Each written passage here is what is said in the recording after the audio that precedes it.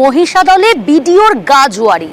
দিনের পর দিন চা খেয়েছে, কিন্তু চায়ের টাকা মেটাতে গেলেই তখন তাকে যখনই বলা হচ্ছে, অভিযোগ জানানো হচ্ছে, তার কোনো রকম কোনো ভ্রুক্ষেপ নেই। বরং যে মালিক অর্থাৎ চায়ের দোকানের মালিক তার কাছে টাকা চাইছে, তার প্রাপ্য টাকা, তখন তাকে পাল্টা দাবি করছে বিডিও তার বাড়ির দলিলটা চাইছে। আর অগত্যা সেই চায়ের দোকানের মালিক আর কিছু না পেয়ে বিভিন্ন জায়গায় অভিযোগ জানিয়ে কোনো সুরাহা না মেলায় এবার সরাসরি নবান্নে অভিযোগ জানিয়েছে এই ব্যবসায়ী। আমাদের সঙ্গে রয়েছে সুজিত। মহিষাদলের বিডিওর এই গাজোয়ারি খবর আমরা দেখিয়েছিলাম। 14,000 টাকা পায় ওই চা দোকানের মালিক। ওই ব্যবসায়ী অগত্যা কিছু না করে এবার সরাসরি নবান্নে অভিযোগ জানিয়েছেন।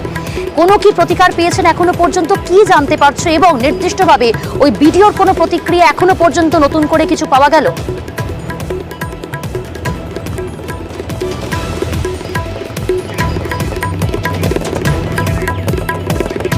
যোগাযোগ বিচ্ছিন্ন হয়েছে, আমরা আবারও যোগাযোগ করার চেষ্টা করব আমাদের প্রতিনিধির সঙ্গে। আপনাদের জানাবো, মহিষাদলের বিডিওর গাজোয়ারি এই খবর আমরা দেখিয়েছি। 14,000 টাকা চায়ের দোকানের মালিক তিনি পান, এবং তিনি বারবার ওই বিডিওর কাছে সেই প্রাপ্য টাকা যখন চাইতেন তখনই তাকে ধমক দেওয়া হতো এবং অস্বীকার করা হতো।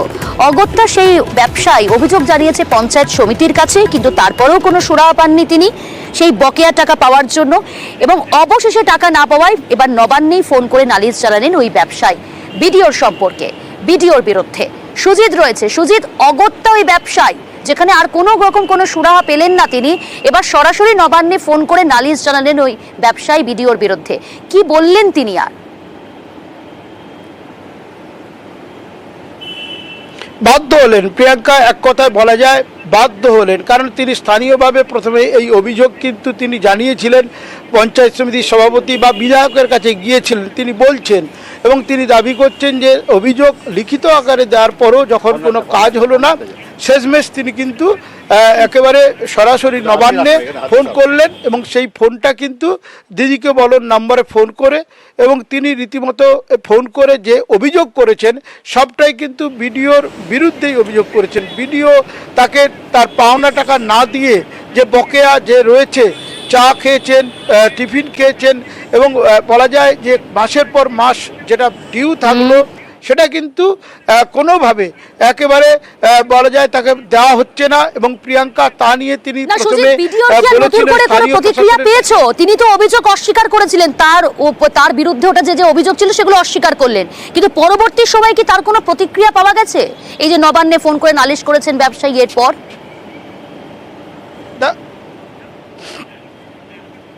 তিনি গুরুত্ব দিচ্ছেন না, তার বিরুদ্ধে ওটা অভিযোগকে তিনি গুরুত্ব দিচ্ছেন না এবং বলছেন না এটা সত্য।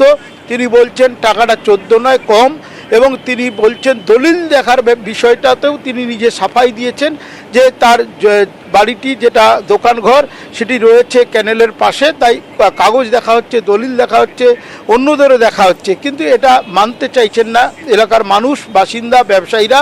তারা বলছেন একবারে প্রতিশোধ একটা স্পৃহা, তা থেকেই কিন্তু এটা করা হচ্ছে। এবং দুষ্ট দোকানদার, ক্ষুদ্র ব্যবসায়ী, এবং বয়সটা তুমি দেখো, যে ছবি আমরা দেখাচ্ছি, দুদিন আগেও দেখিয়েছি, আজকেও দেখেছি, কিন্তু ভিডিও অনর। তবে ভিডিও অনর হলে কি হবে প্রিয়াঙ্কা, একটা কথা যেটা সূত্র মারফত জানতে পারছি, জেলা প্রশাসন কিন্তু বিষয়টিকে ভালো চোখে দেখছে না। জেলা প্রশাসন কিন্তু বিষয়টির উপর গুরুত্ব দিচ্ছেন, তারা কিন্তু এই বিষয় নিয়ে পদক্ষেপ নিতে পারেন বলে সূত্রের খবর। তবে ব্যবসায়ী তার টাকা যেটা পাওনা রয়েছেন সে ব্যাপারে তিনি এক প্রাক্তন এই অফিসের কর্মচারীর বিরুদ্ধে বলছেন।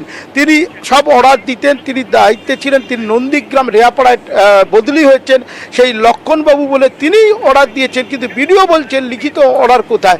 এই যে বিষয়, ক্যান্টিন খারাপ ছিল, সেই ব্যবসায়ীর মুখ থেকে আপনারা শুনুন ঠিক কি অভিযোগ তিনি তুলছেন। অনেক ধন্যবাদ সুজিত। ক্যান্টিনওয়ালা অসুস্থ হয়ে যাওয়ার জন্য আমি খাবারটা দিয়েছিলাম, অর্ডার দিয়েছিল বড়বাবু। তারপরে সে যখন বদলি হয়ে গেছে আর তারও দোকান খুলছে, সেই সময় বিল দিতে বিল দিয়ে গেছি। তারপরে লক্ষণবাবু তো তাকে ভিডিওকে দিয়ে চলে গেছে, ভিডিও বলে আমি এত পয়সা দিতে পারবো না, কে অর্ডার দিল, যে অর্ডার দিচ্ছে সে দিবে, এইরকমভাবে জিজ্ঞেস করছিল। ভিডিও কি বলে? ভিডিওর কাছে আর যাইনি, 5-6 বার ঘুরিয়ে ঘুরিয়ে সে শুধু বলে তো আমাকে দলিল দাও, ওই জায়গার দলিল দাও। আমি বলি এরিগেশনের জায়গায় বুঝাচ্ছি, আমি কোথায় পাবো দলিল? না দলিল দিলে টাকা পাবেন, নাহলে পাবেন। নবান্নে কি বললো ফোনে? নবান্নেও বললো যে সব ঘটনা শোনার পর বললো ঠিক আছে আমরা দেখছি।